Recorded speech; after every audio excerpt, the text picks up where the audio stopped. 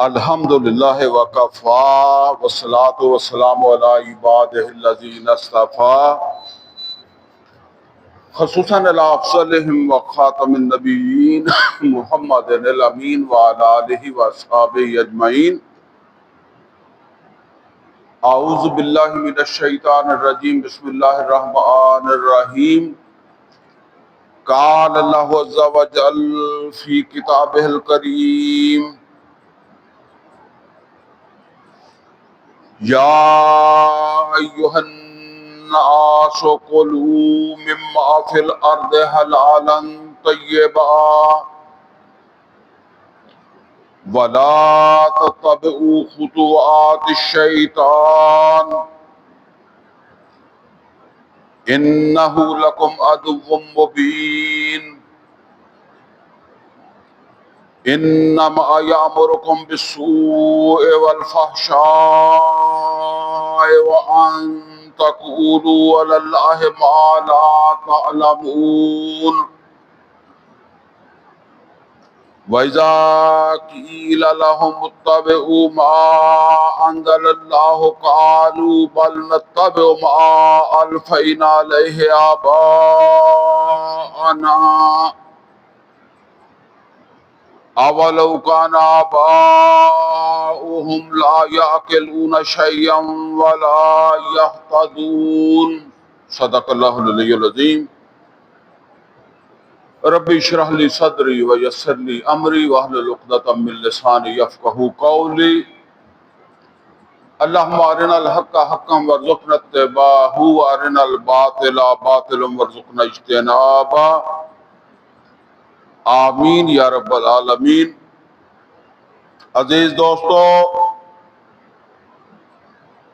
اپنے اس 19ویں خطاب جمعہ میں ہم انشاءاللہ سورہ بقرہ کی آیات 168 تا 176، 168 اور 68 تا 176 انشاءاللہ ان آیات کا مطالعہ کریں گے۔ اس کا مطلب یہ ہے کہ اس سے پہلے جو ہمارے 18 خطابات جمعہ ہوئے ہیں ان میں سورہ فاتحہ سے لے کر سورہ بقرہ کی آیت نمبر 167 تک ہم پڑھ چکے ہیں، اور اس 19ویں خطاب میں ہم 168 نمبر آیت جو ہے اس سے شروع کر رہے ہیں۔ آج کا ہمارا جو یہ خطاب جمعہ ہے، ان آیات کے حوالے سے جو موضوع ہے وہ موضوع ہے شہادت علی الناس اور رزق حلال، یعنی شہادت علی الناس کا فریضہ جو ہے اس کو انجام دینے کے لیے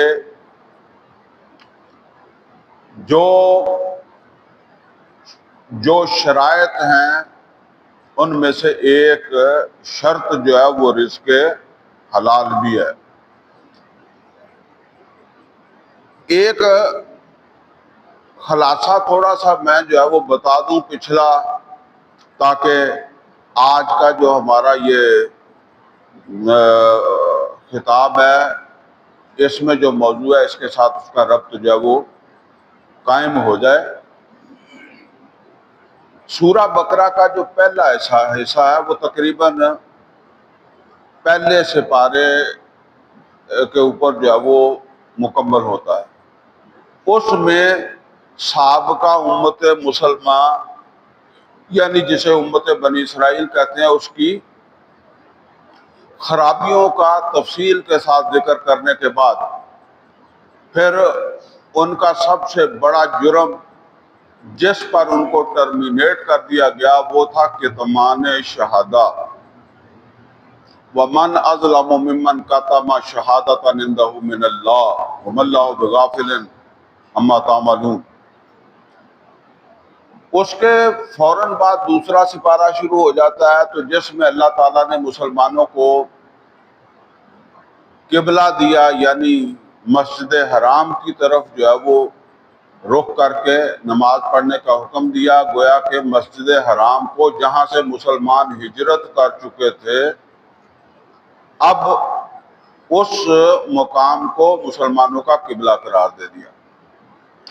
اور پھر یہ واضح کر دیا کہ چونکہ بنی اسرائیل جو تھے انہوں نے کتمان شہادہ کیا تھا، اب تمہاری ذمہ داری یہ ہے کہ تم کتمان کی بجائے اسے پیش کرنا ہے دنیا کے سامنے۔ وَكَذَلِكَ جَعَلْنَاكُمْ أُمَّةً وَسَطًا لِتَكُونُوا شُهَدَاءَ عَلَى النَّاسِ وَيَكُونَ الرَّسُولُ عَلَيْكُمْ شَهِيدًا، یعنی کتمان شہادہ انہوں نے کیا تھا، تم نے اس کے برخلاف اس کا حق ادا کرنا ہے، اور اس کا حق یہ ہے کہ اسے دنیا کے سامنے پیش کرنا ہے۔ شہادے سے مراد میں وضاحت کر چکا ہوں کہ اس وقت ان کی کتاب تھی، ہمارے لیے قرآن حکیم ہے، یہ شہادہ ہے، اس کو آگے پیش کرنا ہے۔ اور پھر اس کے بعد کا جو خطاب جمعہ ہے اس کے اندر پھر ہم نے یہ بات پڑھی کہ اللہ تعالیٰ نے یہ واضح کیا کہ اس کام کو آسان نہیں سمجھنا، یعنی یہ شہادت الناس کا کام جو ہے اس کو آسان نہیں سمجھنا، اس کے لیے جان و مال کی قربانی جو ہے اس کے لیے تیار ہو جاؤ۔ وَلَنَبْلُوَنَّكُمْ بِشَيْءٍ مِّنَ الْخَوْفِ وَالْجُوعِ وَنَقْصٍ مِّنَ الْأَمْوَالِ وَالْأَنفُسِ وَالثَّمَرَاتِ وَبَشِّرِ الصَّابِرِينَ۔ اور پھر اس سے آگے حج اور عمرے کا تذکرہ کر دیا۔ ان الصفا والمروہ من شعائر اللہ فمن حج البیت او اعتمر فلا جناح علیہ ان یطوف بہما ومن تطوع خیرا فإن اللہ شاکر علیم۔ یعنی یہ دونوں چیزیں جو ہیں یہ مکہ شہر سے متعلق ہیں، یعنی حج اور عمرہ بھی یا صفا اور مروہ بھی، ان کا تعلق جو ہے وہ مکہ شہر سے ہے۔ مدینے میں بیٹھ کر یہ جب باتیں بتائی جا رہی ہیں تو اصل کیا بتایا جا رہا ہے کہ یہ کام تم نے کرنے ہیں۔ اب مسئلہ صرف یہ ہے کہ کیسے کریں، اس کے لیے تو جان مال کی داؤ پر لگانا پڑے گا، تو وہ اللہ نے پہلے بتا دیا کہ ہم تمہیں لازماً آزمائیں گے۔ وَلَا تَقُولُوا لِمَن يُقْتَلُ فِي سَبِيلِ اللَّهِ أَمْوَاتٌ، اس رستے پہ شہادت الناس کے رستے پہ جو مر جائیں انہیں عام مردے نہیں سمجھنا۔ تو گویا کہ اپنے قبلے کو بھی آزاد کروانا ہے اور حج عمرے کو ممکن بنانا ہے۔ تو یہ ذکر کے بعد فوراً وہ بات آئی ہے کہ جو لوگ اللہ تعالیٰ کی آیات کا کتمان کریں، یعنی کہیں کوئی یہ نہ سوچے کہ مشکل سمجھ کر ہم اسے اوور لک کر دیں گے، نظر انداز کر دیں گے، جیسے کہتے ہیں سنی انسنی کر دیں گے، ان پر عمل کرنا ہے، تبھی شہادت الناس کا حق ادا ہوگا۔ ان الذین یکتمون ما انزلنا من البینات والہدی من بعد ما بیناہ للناس فی الکتاب، وہ لوگ جو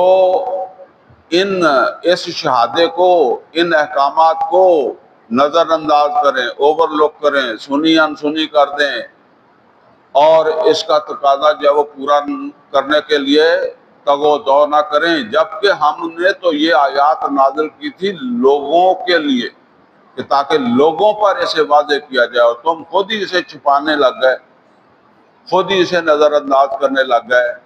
ان مشکل احکامات کو، تو ایسے لوگ اللہ کی لعنت کے مستحق ہو جاتے ہیں۔ اور پھر اس کے بعد اس سے اگلا جو ہمارا خطاب جمعہ تھا، وہاں موضوع ہمارا یہ تھا کہ شہادت الناس اور تقویت ایمان، یعنی یہ جو شہادت کا الناس کا فریضہ ہے، اس کے لیے جو قربانی اللہ بتا رہا ہے، اس کے لیے ایمان کی مضبوطی جو ہے وہ بہت ضروری ہے۔ لہذا تقویت ایمان کے حوالے سے وہاں گفتگو ہوئی تھی کہ کس طریقے سے اللہ نے بتایا کہ اپنے ایمان کو جو ہے وہ مضبوط کرو۔ اب آج اس سے آگے اگلا ایک رکوع انشاءاللہ ہم پڑھیں گے، تو اس میں ذکر آ رہا ہے رزق حلال کا، یعنی شہادت علی الناس کی جو ذمہ داری ہے، اس کو ادا کرنے کے لیے یا ادا کرنے والوں کے لیے رزق حلال جو ہے اس کی کتنی اہمیت ہے، یہ ہے اصل کے اندر آج ہمارے جو ہے وہ موضوع، ہمارے موضوع۔ چلیں بس اب اس کو پڑھتے ہیں۔ فرمایا یا ایہا الناس، لوگو، کلو مما فی الارض حلالا طیبا، کھاؤ جو کچھ زمین کے اوپر ہے حلال اور طیب۔ اچھا، یہ حلال کے بارے میں تو وہ تقریباً ایک ہمارا تصور ہے کہ یہ چیز حلال ہے اور یہ چیز حرام ہے۔ مثال کے طور پر سور حرام ہے اور گائے، اونٹ، بکرا وغیرہ جو ہے وہ حلال ہیں۔ لیکن ایک چیز اور بھی ہے جو حلال کے ساتھ ضروری ہے، اور وہ ہے طیب ہونا۔ اگرچہ چیز جو ہے وہ فی نفس ہی حرام نہیں ہے، لیکن وہ حاصل ہوئی ہے حرام ذریعے سے۔ مثال کے طور پر سود حرام ہے، چوری حرام ہے، اسی طریقے سے کسی کا حق ضبط کرنا اور وہ مال جو اس عمل کے نتیجے میں جو مال ہمارے ہاتھ آیا ہے وہ حرام ہے۔ اسی طریقے سے ناحق، ناجائز کسی کی وراثت کے اوپر جو ہے وہ قبضہ کرنا، اس طرح کا جو بھی مال ہے وہ طیب نہیں ہے، اور اس سے اگر ہم کوئی حلال جو ہے وہ چیز بھی حاصل کریں گے تو وہ بھی ایسی ہی ہے، اللہ نے اسے منع کیا، وہ بھی حرام جیسی ہی ہے۔ اب اس کے اوپر آپ نے جو ہے وہ قیاس کر لینا ہے کہ کون کون سی چیز جو ہے ہمارے پاس جو ہے وہ اس طریقے سے جو ہے وہ آ رہی ہے، یا کون سی دولت جو ہے وہ آ رہی ہے۔ تو اگرچہ اس دولت کو ہم نے کسی چیز میں بدل لیا نا، رشوت کے پیسے سے کوئی بکرے کا گوشت خرید لیا، سود کے پیسے سے خرید لیا، کم تول کر، جھوٹ بول کر، ملاوٹ کر کے، ظلم کر کے، کسی حقدار کو حق سے محروم کر کے جو ہے وہ جو ہمارے ہاتھ مال آیا تو اس سے ہم نے جو ہے وہ ایسا کیا نا، تو وہ غیر طیب ہے۔ اللہ تعالیٰ فرماتے ہیں کہ یا ایھا الناس، لوگو، کلوا مما فی الارض حلالا طیبا، جو کچھ ہم نے تمہارے لیے پیدا کیا ہے، جو زمین کے اندر ہے، اس میں سے حلال اور طیب جو ہے، یہ شرط لگا کر، اس شرط کو دیکھ کر کہ وہ حلال بھی ہو اور طیب بھی ہو، تو اس کو کھاؤ، وہ تمہارے لیے جائز ہے۔ وَلَا تَتَّبِعُوا خُطُوَاتِ الشَّيْطَانِ، اور دیکھو شیطان کے نقش قدم پر نہ چلنا، یعنی شیطان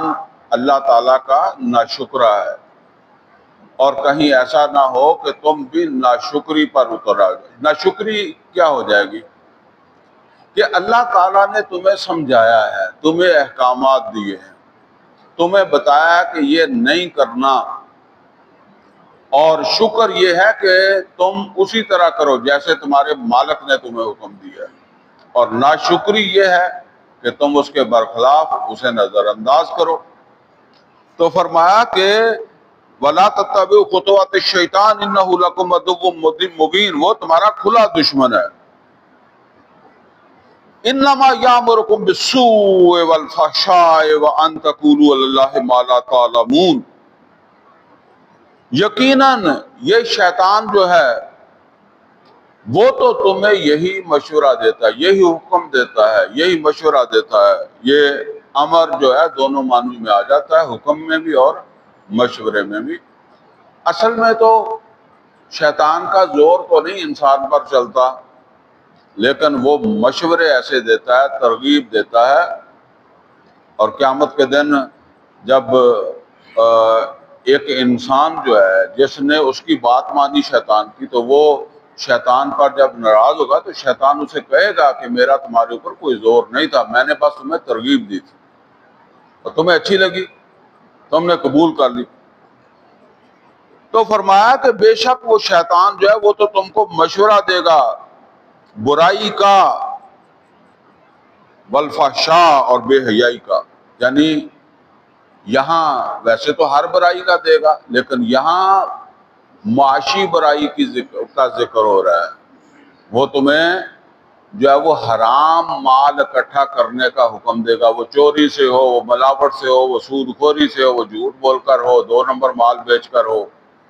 وہ تمہیں یہ مشورہ دے گا، والفحشاء اور بے حیائی کا۔ اور یہ ایک چیز سمجھ لیں کہ انسان کے لیے سب سے پہلا مسئلہ تو معاش کا ہوتا ہے، اور جب معاش وافر مقدار میں انسان کے پاس آ جائے تو پھر اب اس کا سیکس جاگتا ہے۔ تو یہ ہم نے جو ہمارے منگل کے روز خطابات ہو رہے ہیں ان کے اندر بھی یہ بات ہم نے جو ہے وہ پڑھی ہے، سمجھی ہے کہ یہ 2 چیزیں نفس کے اندر جو ہے نا، وہ ایک بھوک اور ایک شہوت۔ ویسے اور بھی چیزیں ہیں، خوف ہے، خوشی ہے، یہ سب چیزیں ہیں، محرک ہیں۔ تو یہ 2 محرک ہیں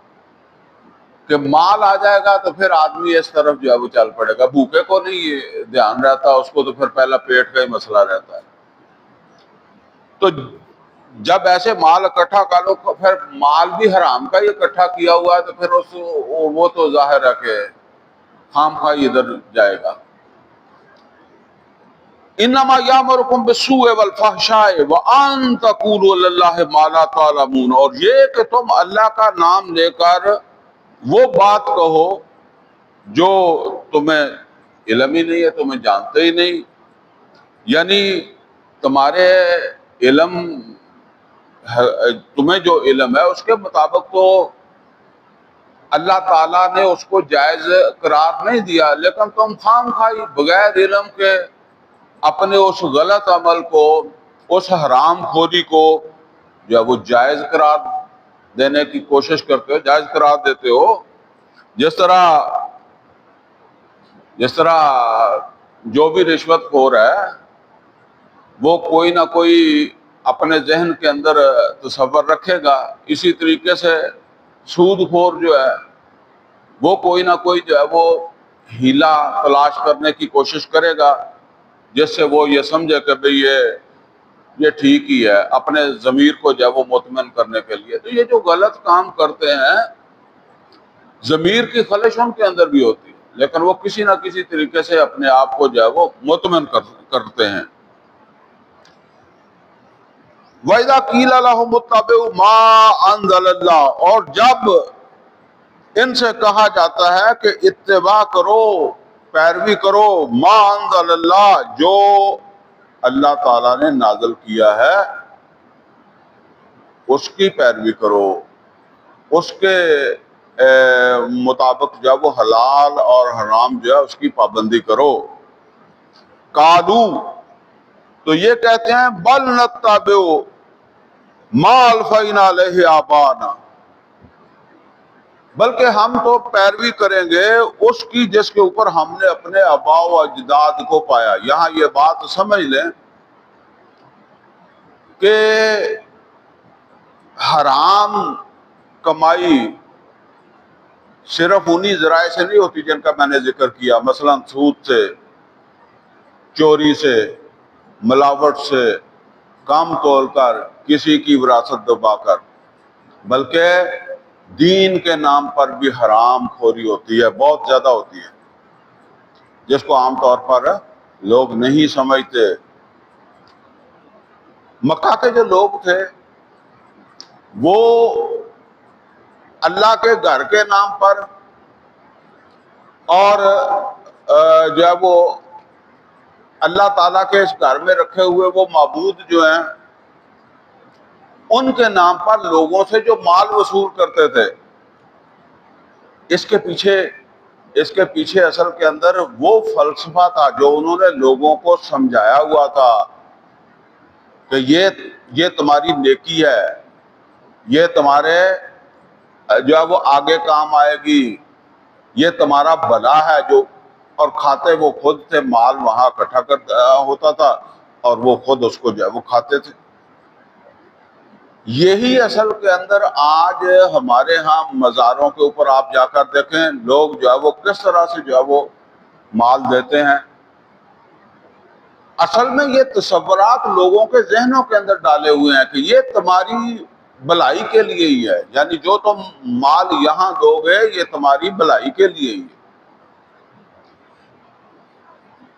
اسی طریقے سے یہ جو پیر کو نذرانے دیتے ہیں، اور اصل کے اندر اسی وجہ سے جو ہے وہ آپ دیکھیں تھوڑے تھوڑے فاصلے کے اوپر کوئی جھنڈا لگا کر بیٹھ جاتا ہے، کسی قبر پر بیٹھ جاتا ہے یا ویسے ہی بیٹھ جاتا ہے آستانہ بنا کر۔ یہ جو مال ہے یہ چوری سے نہیں ہے، یہ ملاوٹ سے نہیں ہے، یہ دین کے نام پر ہے۔ اور اگر آپ ان سے جا کر بات کریں تو وہ آپ کہیں گے، وہ آپ کو یہی کہیں گے کہ یہ تو اصل میں دین کے مطابق ہی ہے، یہ تو حرام نہیں ہے۔ اچھا، اسی طرح سمجھ لیں علماء میں سے بھی لوگ ایسا کرتے ہیں۔ یہ ابھی ہمارے جو ہے وہ قریب کے زمانے میں جہاد کے نام پر، وہ کشمیر کا جہاد ہو، وہ افغانستان کا جہاد ہو، کوئی جہاد ہو، اس کے نام پر لوگوں نے بہت مال اکٹھا کیا، اور ہر مسلک والوں نے، وہ اہل حدیث ہو، بریلوی ہو، دیوبندی ہو، جو اس میں لگ گیا اس نے پھر بڑا مال بنایا۔ تو جو ہے وہ کس چیز کو آگے رکھا ہے؟ لوگوں کے وہ جو دینی جذبات ہیں انہی کو ایکسپلائٹ کیا ہے نا۔ وہ لوگوں کے اندر جو ہے وہ یہ دین کا ایک جذبہ ہے، دین کی ان کو سمجھ نہیں ہے، اور وہ پھر یہاں جو ہے وہ اپنا مال جو ہے وہ دیتے ہیں۔ اسی طریقے سے علماء ہیں، وہ ان میں سے سب کی بات تو نہیں ہو رہی، لیکن ایسے لوگ بھی بڑی تعداد کے اندر ہوتے ہیں کہ جو پھر دین کے نام پر جو ہے وہ فائدہ اٹھاتے ہیں۔ اور یہ بات بھی نوٹ کر لیں، اگرچہ میں یہ نہیں کہتا، اس کے بغیر گزارا نہیں ہے، ہماری یہ مسجدیں جو ہیں یہ جو ہے وہ یہاں اگر امام نہیں ہوگا تو نبی صلی اللہ علیہ وسلم کے زمانے میں کوئی تنخواہ دار امام ہوتا تھا؟ کوئی اس کو وظیفہ ملتا تھا؟ نہیں ملتا تھا۔ اصل بات یہ ہے کہ اگر وہاں بھی نہ ہوتا تو پھر مجبوراً کسی کو تنخواہ پہ رکھنا پڑتا، ٹھیک ہے نا۔ ایسے لوگ مر گئے، ختم ہو گئے، وہ پیدا ہی نہیں ہوتے۔ جو چلے نماز تو میرے جیسا پڑھا دے گا، اس گھر کی صفائی ستھرائی، یہ صفیں بچھانا جو اللہ نے ابراہیم علیہ السلام سے کہا تھا کہ ان طہر بیتی للطائفین والعاکفین والرکع السجود، تو وہ اس کی صفائی ستھرائی، یہ کام جو ہے وہ یہ نہیں سمجھتا کہ میری ذمہ داری ہے، تو سمجھتا ہے میری ذمہ داری صرف یہی ہے کہ میں چودھری ہوں، نماز پڑھ کے چلا گیا۔ تو وہاں اللہ پیغمبروں سے یہ کام کہہ رہا ہے۔ تو بہرحال یہ ایک اس زمانے کی تو آپ سمجھ لیں ضرورت بن گئی ہے، ورنہ تو پھر مسجدیں بند ہو جائیں گی۔ تو بہرحال اس سے بھی ایک ذہنیت جو ہے وہ پھر بن جاتی ہے، اور وہ پھر مولوی اکثر و بیشتر اپنی وہ یوں سمجھ لیں کہ اس کو ایک روزی کا دھندا بھی جو ہے وہ سمجھنے لگ جاتے ہیں، 100% نہیں، پر اسی میں ایسے لوگ ہوتے ہیں۔ تو قرآن کریم میں یہ آج کی بات نہیں ہے، یہودی بھی ایسا ہی کرتے رہے ہیں۔ چنانچہ سورہ توبہ کی آیت نمبر 34 میں اللہ تعالیٰ نے فرمایا یا ایھا الذین آمنوا، اور دیکھیں یہ اللہ ایمان والوں یعنی مسلمانوں کو کہہ رہا ہے، ان کی مثال دے کر، کیونکہ مسلمانوں میں ابھی یہ مثالیں پیدا نہیں ہوئی تھی۔ یا ایھا الذین آمنوا ان من الاحبار والرہبان لیاکلون اموال الناس بالباطل، یا ایھا الذین آمنوا، اے ایمان والو، ان من الاحبار والرہبان، یہ علماء اور صوفی، درویش، پیر، رہبان، ان من الاحبار والرہبان لیاکلون اموال الناس بالباطل، یہ ضرور کھاتے ہیں لوگوں کا مال ناحق، وَيَصُدُّونَ عَن سَبِيلِ اللَّهِ، اور پھر یہ اللہ کے راستے سے روکتے بھی ہیں، کیونکہ وجہ کیا ہے؟ اللہ کے راستے پر چلیں گے تو پھر مال کوئی نہیں دے گا۔ مکے والے وہاں اگر وہ 360 بوتلیں رکھتے تو پھر ان کو کس نے پوچھنا تھا؟ وہ مکے والے یہی باتیں کرنے لگ جاتے ہیں کہ اللہ کے سوا کسی کو کچھ نہیں ملتا، جو امن ہے، جو تکلیف ہے، دکھ ہے، وہ اللہ دیتا ہے، تو پھر مطلب مکے والوں کو کسی نے کیا دینا تھا؟ تو یہ اصل کے اندر یہ چیزیں ہوتی ہیں جو پھر وہ اس طرح کرتے ہیں۔ تو اللہ تعالیٰ نے فرمایا یا ایھا الذین آمنوا، اے ایمان والو تمہارے اندر یہ نہ ہو جائے ان من الاحبار والرہبان لیاکلون اموال الناس بالباطل ویصدون فی سبیل اللہ۔ پھر نتیجہ کیا نکلتا ہے کہ وہ اللہ کے راستے سے خود، حالانکہ انہیں اللہ کے راستے پر بلانا ہے، اور وہ اللہ کے راستے کے اوپر روکنے لگ جاتے ہیں اور اپنے اس نظام کو مضبوط کرنے لگ جاتے ہیں۔ تو بہرحال فرمایا اذا قیل لهم اتبعوا ما انزل اللہ، تو جب ان سے کہا جاتا ہے کہ جو ہے وہ پیروی کرو جو اللہ نے نازل کیا اس کی، قالوا بل نتبع ما الفینا علیہ آبانا، تو پھر اسی طرح مکے والے کہتے تھے نا کہ ہم اپنے باپ دادا سے اسی طرح کر رہے ہیں، اور اسی طرح جب مزار پہ جاؤ گے تو وہ کہیں گے جی کتنی صدیوں سے اسی طرح نذرانے آ رہے ہیں، تو یہ غلط ہوتے تو کیوں باندھنا ہوتے؟ وَلَوْ كَانَ آبَاؤُهُمْ لَا يَعْقِلُونَ شَيْئًا، اگرچہ ان کے آباء و اجداد عقل سے کام نہیں لیتے تھے، انہوں نے تو اندھے واہ کام کیا، اب یہ ان کو دلیل بنا کر آگے سے آگے چلیں گے۔ وَلَا يَهْتَدُونَ، اور نہ وہ ہدایت یافتہ تھے جن کا یہ نام لیتے ہیں۔ ظاہر بات ہے کہ جنہوں نے یہ کام شروع کیا اگر وہ ہدایت پر ہوتے تو انہوں نے کیوں شروع کیا ہوتا یہ کام؟ وہ خود پہلے ہدایت سے جو ہے وہ دور ہوئے۔ اب اللہ تعالیٰ فرما رہے ہیں وَمَثَلُ الَّذِينَ كَفَرُوا كَمَثَلِ الَّذِي يَنْعِقُ بِمَا لَا يَسْمَعُ إِلَّا دُعَاءً وَنِدَاءً، تو فرمایا کہ مثال ہے ان کافروں کی، کن کافروں کی؟ جو کہتے ہیں جب انہیں کہا جاتا ہے کہ اللہ کی کتاب کی طرف آؤ، اللہ کی کتاب کی اتباع کرو، جو کتاب جس کو جائز کہتی ہے اس کو جائز مانو، جس کو حرام کہتی ہے اس کو حرام مانو، تو یہ آگے سے کیا کہتے ہیں؟ مثل الذین کفروا، ان کافروں کی، یہ جو پھر اپنے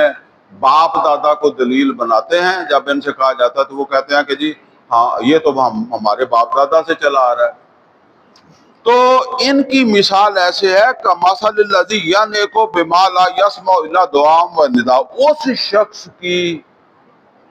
مثال کی مانند، یعنی اس شخص کی نصیحت، اس شخص کے نصیحت کرنے کی مانند، یعنی وہ کوئی شخص ایسے کافروں کو نصیحت کرے تو ایک مثال کے ذریعے سے اللہ بتا رہا ہے کہ مثل الذین کفروا، ایسے باپ دادا کو دلیل بنانے والے جو کافر ہیں، یعنی اللہ کی کتاب کے مقابلے میں باپ دادا کو دلیل بنانے والے، تو ان کی مثال اس سمجھانے والی جیسی ہی ہے جو سمجھا رہا ہے ایسے کافروں کو، اور آگے سے کافر جو ہیں جن کو سمجھا رہا ہے وہ ایسے ہیں کہ جیسے جو ہے وہ صرف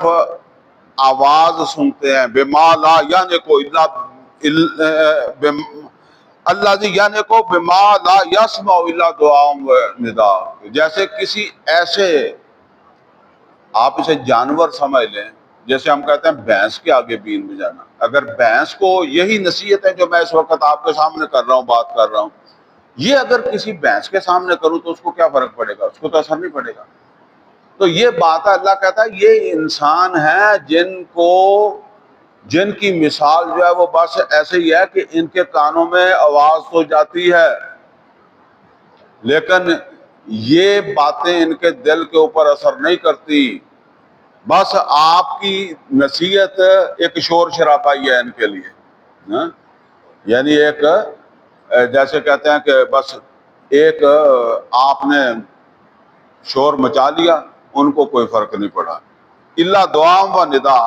سمم بکمن عمی فہم لا یعقلون، یہ بہرے ہیں، گونگے ہیں، اندھے ہیں، فہم لا یعقلون، یہ عقل سے کام نہیں لیتے۔ اب دیکھیں دوسری دفعہ بات آ رہی ہے، یا ایھا الذین آمنوا، اے ایمان والو، کلوا من طیبات ما رزقناکم، کھاؤ پاکیزہ جو ہم نے رزق تمہیں عطا کیا ہے نا، جو ہم تمہیں رزق دیتے ہیں، پاکیزہ کھاؤ، واشکروا للہ، اور کھا کر چارپائی پاری نہیں لیٹنا ہے، کیا کرنا ہے؟ اللہ کا شکر کرنا ہے۔ تو اللہ کا شکر جو ہے وہ کیا ہوگا؟ اللہ کا شکر، اس سے تمہیں جو توانائی ملے تو اس توانائی کو خرچ کرو اللہ تعالیٰ کی فرما برداری میں۔ تمہیں کچھ کام بتایا گیا ہے، تمہیں حرم جو ہے، مسجد حرام، اس کی آزادی کا کام دیا گیا ہے، تمہیں حج اور عمرہ جو ہے اس کو ممکن بنانے کا کام دیا گیا ہے، تمہیں شہادت الناس کا فریضہ سونپا گیا ہے، لہذا حلال کھاؤ اور وہ شہادت الناس کے تقاضے پورے کرو۔ اللہ یہ نہیں کہتا کہ حرام کھا کے پورے کرو، حلال کھا کے پورے کرو۔ بعض اوقات لوگ سمجھتے ہیں کہ جی چلیں کوئی بات نہیں، اللہ کا کام تو اللہ کا ہی کر رہے ہیں، بے شک حلال سے ہی کر رہے ہیں۔ بعض اوقات اللہ کے راستے کے اوپر انسان جو ہے وہ حرام خرچ کرتا ہے اور اپنے آپ کو مطمئن کرتا ہے، ٹھیک ہے نا؟ تو یہ بات سمجھ لیں، اللہ غریب نہیں ہے کہ آپ اگر حرام نہیں دیں گے تو پھر اللہ جو ہے وہ غربت میں آ جائے گا، اور نہ اللہ کہتا ہے کہ میرے راستے پر حرام دو۔ تو اللہ طیب ہے اور طیب مال کو پسند کرتا ہے، اور طیب ہی جان کو پسند کرتا ہے۔ یہ بات نوٹ کر لیں کہ جب آپ قربانی کرتے ہیں تو اس وقت آپ ایک چیز تو دیکھتے ہیں کہ اس کا سینگ نہ ٹوٹا ہوا ہو، اس کا دانت نہ ٹوٹا ہوا ہو، اس کی دم نہ کٹی ہوئی ہو، کان نہ کٹا ہوا ہو۔ لیکن جو دوسری بات ہے کہ یہ خریدا کس پیسے سے جا رہا ہے، وہ حلال کی کمائی ہے یا حرام کی کمائی ہے؟ تو یہ اصل کے اندر سمجھ لیں کہ جو اللہ تمہارا حرام کے مال سے بکرا قبول نہیں کرتا، سینگ ٹوٹا بکرا قبول نہیں کرتا، دم کٹا بکرا قبول نہیں کرتا، وہ تمہیں کیسے قبول کر لے گا اگر تمہاری پرورش حرام سے ہوئی ہے، لوگوں کے مال سے ہوئی ہے، ظلم کے مال سے ہوئی ہے؟ تو تم نے بے شک جا کر وہ تبوک جان دی یا کسی بھی جگہ جو ہے وہ تم جاؤ گے، تو اگر تم اس مال سے پرورش تمہاری ہوئی ہے، یہ کھاتے ہوئے جاؤ گے، تو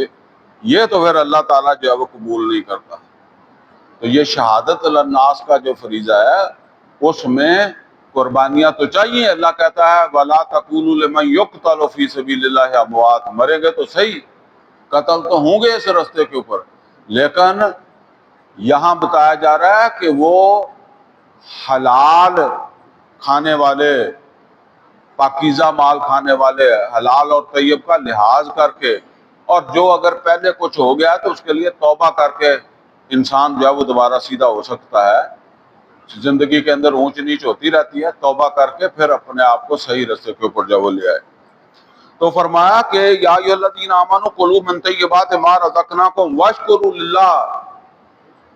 پھر یہ حلال طیب کھا کے پھر اللہ کا شکر ادا کرو، پھر وہ شہادت الناس کی جو ذمہ داری ہے اس میں لگ جاؤ۔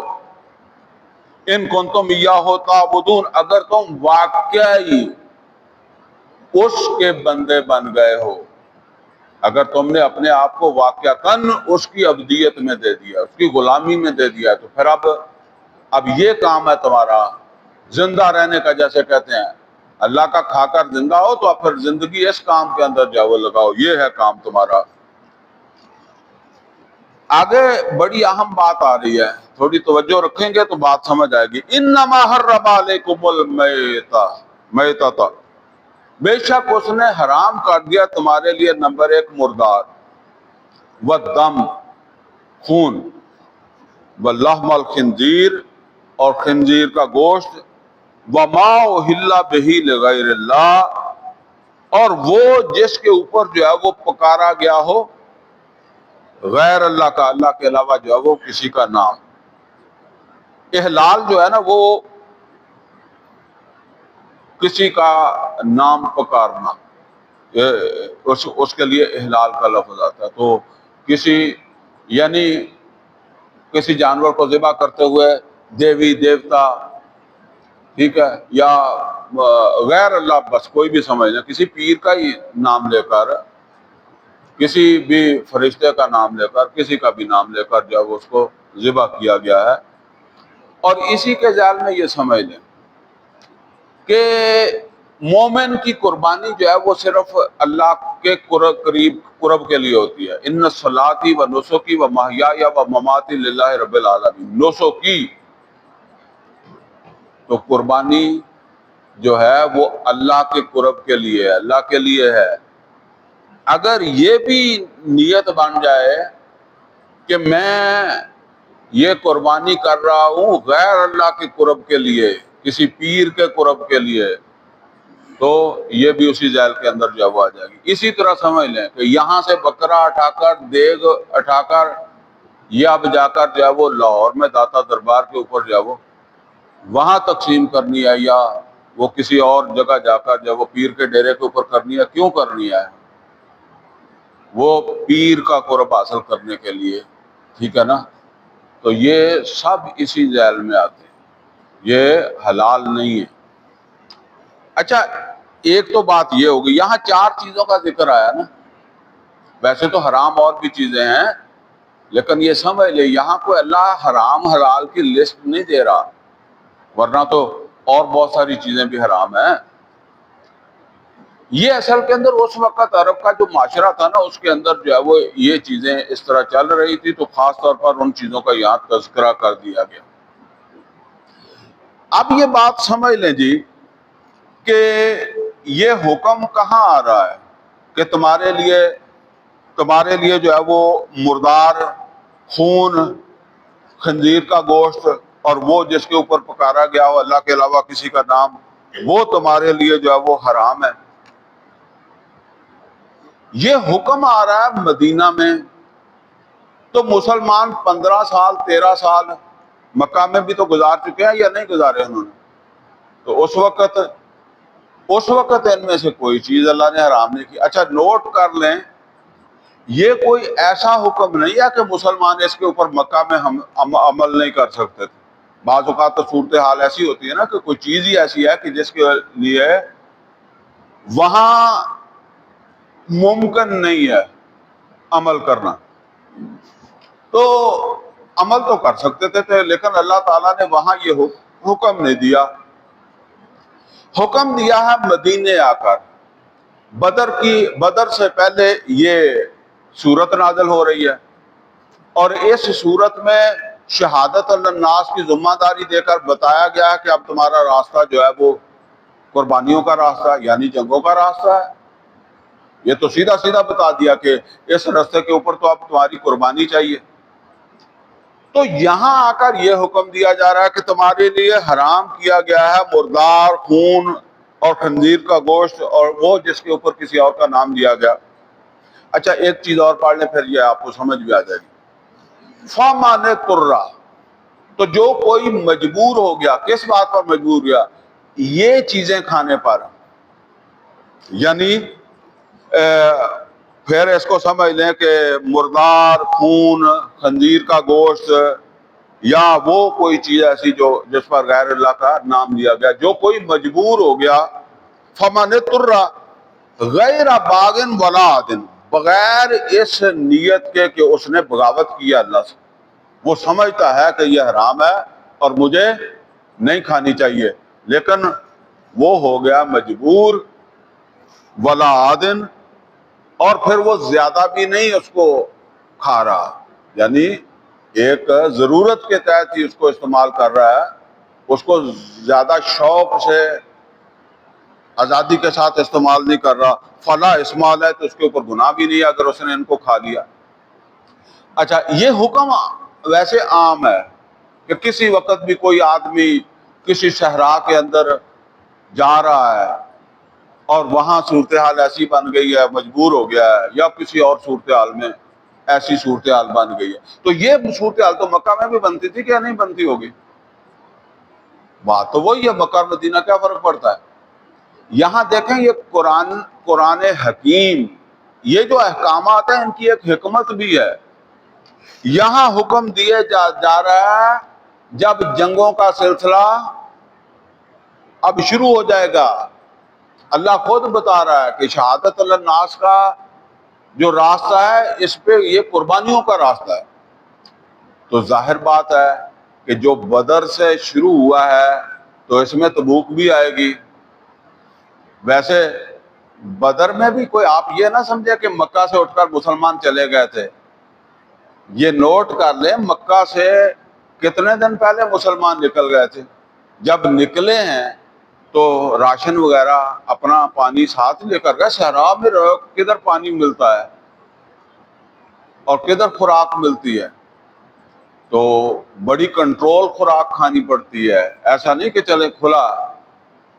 اور لیٹ ہو گئے تو پھر وہ مسئلہ یہ ہے کہ وہ سارا کچھ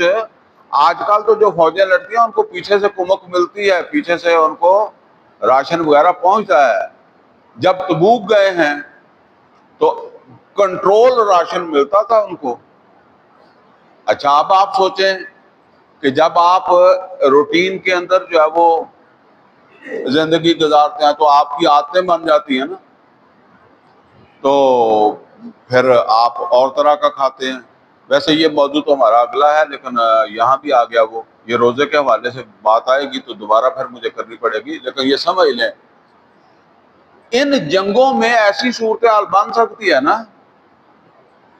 وہ تبوک جا رہے ہیں، اگر خدا نخواستہ رستے میں کوئی ایسی صورتحال بن گئی کہ راشن ختم ہو گیا، کیا کریں؟ تو اچھا ایک بات اور ذرا نوٹ کریں، اللہ من و سلوا نہیں بھیج سکتا کہ یہ تو مجبور ہو گئے ہیں، من و سلوا بھیج دیں، یہودیوں پر بھی بھیجا تھا، ان پر بھی بھیج دیں۔ اصل میں اللہ تعالیٰ نے یہ کام جو ہے نا وہ جسے کہتے ہیں کہ عام انسانی لیول کے اوپر جو ہے وہ کروایا ہے، ورنہ تو ظاہر بات ہے کہ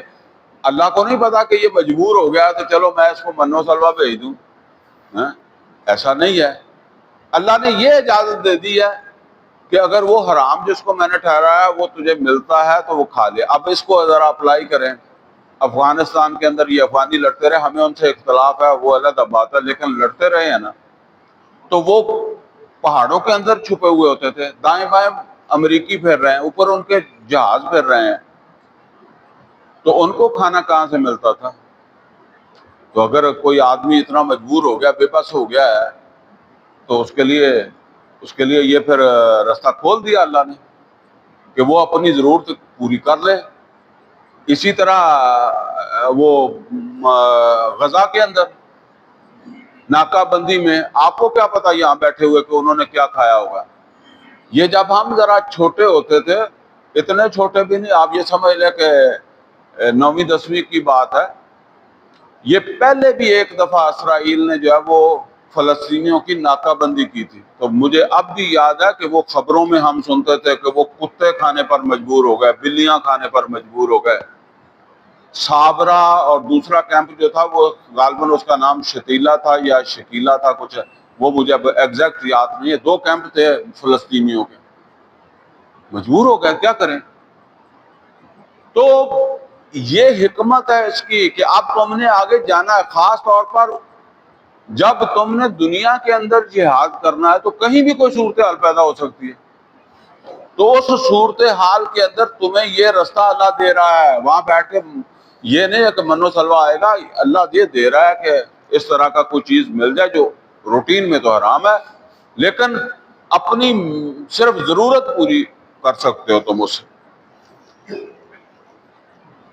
تو فرمایا کہ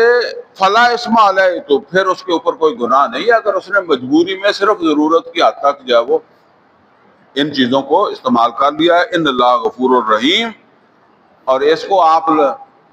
اس کے اوپر اپلائی کرنے لگ جائیں کہ جی رشوت مجبوری سے لے رہا ہے، مجبور ہو گیا رشوت لینے پر، تو یہ وہاں اپلائی نہیں ہوتا، ٹھیک ہے نا۔ ان الذین، آپ دیکھیں پھر بڑی اہم آیت آ رہی ہے، کیونکہ یہ کوئی آسان بات تو نہیں ہے، یہ قربانیاں آسان بات ہے۔ اب ایسی چیزوں کو آدمی جو ہے نا وہ شیطان اس کو سمجھاتا ہے کہ اوور لک کر دو، نظر انداز کر دو، نمازیں پڑھ کر ہی اپنا سارا جو ہے وہ زور لگا لو، ذکر و اذکار میں لگا لو، ٹھیک ہے نا، بھائی سارا دن مسجد میں بیٹھے رہو۔ جو تبوک گئے ہیں ان کے مقابلے میں شیطان ان کو کسی کو سمجھاتا ہوگا نا، وہ جو منافقین رہ گئے ہیں، کہ تم اعتکاف کر لو مسجد نبوی کا۔ نمازیں انہوں نے نہیں چھوڑی تھی، انہوں نے تبوک جانا چھوڑا تھا، وہ قربانی کا رستہ انہوں نے چھوڑا تھا نا، تو وہ تو بندے کو یہاں لگا سکتا ہے کہ اس کے اوپر جاؤ کھپ جاؤ، اشراق پڑھو، اوابین پڑھو، اور یہ کرو اور وہ کرو، اور تسبیحاں توڑ دو، تو اسی سے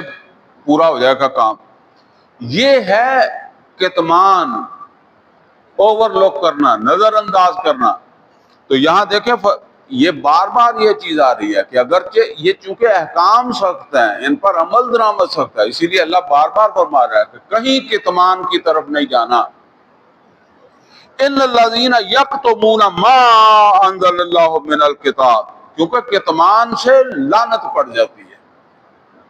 وہ پیچھے ہم پڑھ چکے ہیں، وہ آیت دوبارہ پڑھ لیں۔ ان الذین یکتمون ما انزلنا من البینات والہدی من بعد ما بیناہ للناس فی الکتاب اولئک یلعنہم اللہ، یہ سورہ بقرہ کی آیت نمبر 159 ہے۔ ایسے کتمان کرنے والوں پر اللہ کی لعنت ہو جاتی ہے۔ اب پھر آ رہا ہے ان الذین یکتمون ما انزل اللہ من الکتاب، بے شک وہ لوگ جو کتمان کریں، چھپائیں، نظر انداز کریں، اوور لک کریں جو اللہ نے اس کتاب قرآن میں نازل کر دیا ہے، یہ جو احکام نازل کر دیے ہیں، وَيَشْتَرُونَ بِهِ ثَمَنًا قَلِيلًا، اور اس کے اوپر دنیا کے معمولی مفادات کو ترجیح دیں۔ یعنی وہ جو تبوک نہیں گئے تھے تو انہوں نے اپنی زندگی کو ترجیح نہیں نا، وہ دنیا کی زندگی کو ترجیح دی، ورنہ مرنے کے بعد تو جو